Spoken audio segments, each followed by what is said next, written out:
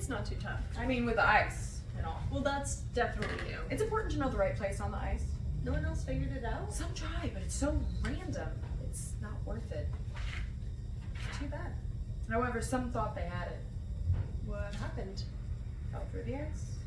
Oh my god. Never Let's pause. Yeah. Let's pause. I think I get it. Do you Yeah. have an idea? I'll let you do Well, it. it's just a lead up. It's just what you're doing is that you kind of, it's like a little foreshadowing. You know, the ice is, it can be an issue with some, and you know, yeah, the ice is, you know, but the ice is this, and the ice, you know what I mean? Yeah, totally. Yeah. Yeah, I think, especially for that line, some try, but it's so random, it's not worth it.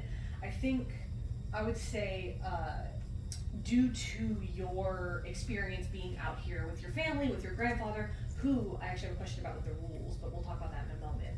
But he had rules, right? And some people come out here and maybe they're pro ice fishers and they figure it out of like where to cut into the ice. Because literally what you have to do to ice fish is like get a big fucking saw, a big like razor sharp, like not a traditional saw, like one that has insane teeth, and you have to literally punch into the ice and saw out a circle. So it's very laborious, but two, if you're cutting into the ice and you misjudged it, like you say later, the ice is really thick here, it's perfect. It's because that's, if they misjudge it and they cut and it's too thin, they'll fall through. So I think when you say some try, but it's so random, it's not worth it. I think to justify that line, it's more of a like, it's so unpredictable, the ice, you can't necessarily tell unless you're really seasoned and you've got it already figured out. What you're clapping, unless you're a very seasoned ice fisher, like I'm assuming your grandfather and your father were and taught you to be. That otherwise it's very hard to try and figure out exactly where to make sure that you're not gonna fall through. Right. Does that help a little bit? Yeah. I would say, again, these are all lines, these are all living documents, so if something is like, that really is not working for me, I really can't Take it justify out. it, we'll sort it. It'll be Whatever, great. yeah. Yes, and as we're kind of encroaching upon time, we're a little over halfway through. I wanna ask one more question, I think maybe we can call it for right now. Sure. But we'll come back, cause the rest of this scene is very interesting, but I wanted to ask, let me find the words for it.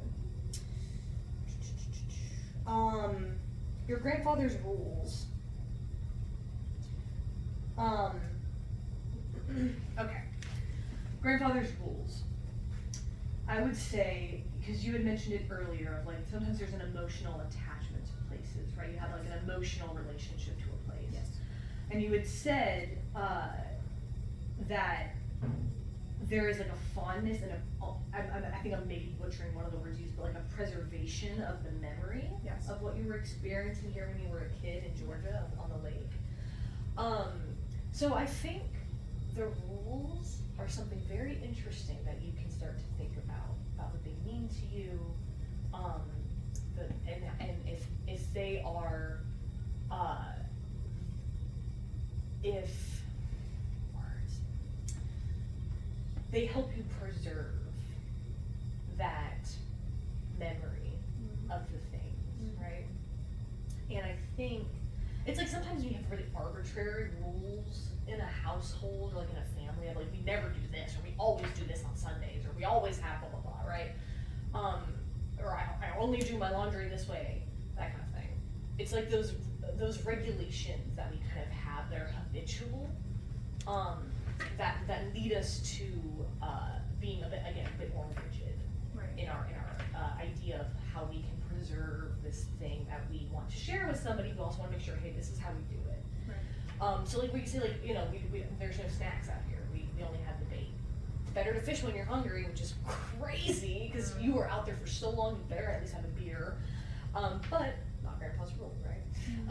And then for you, after that is mentioned about grandfather's rules, what an interesting moment. Like, there's really not a lot of people out here. And again, I think your, Elizabeth, your relationship to what those rules mean to you and how they help preserve how you feel about being out here and the experience you want to bestow on your new friend.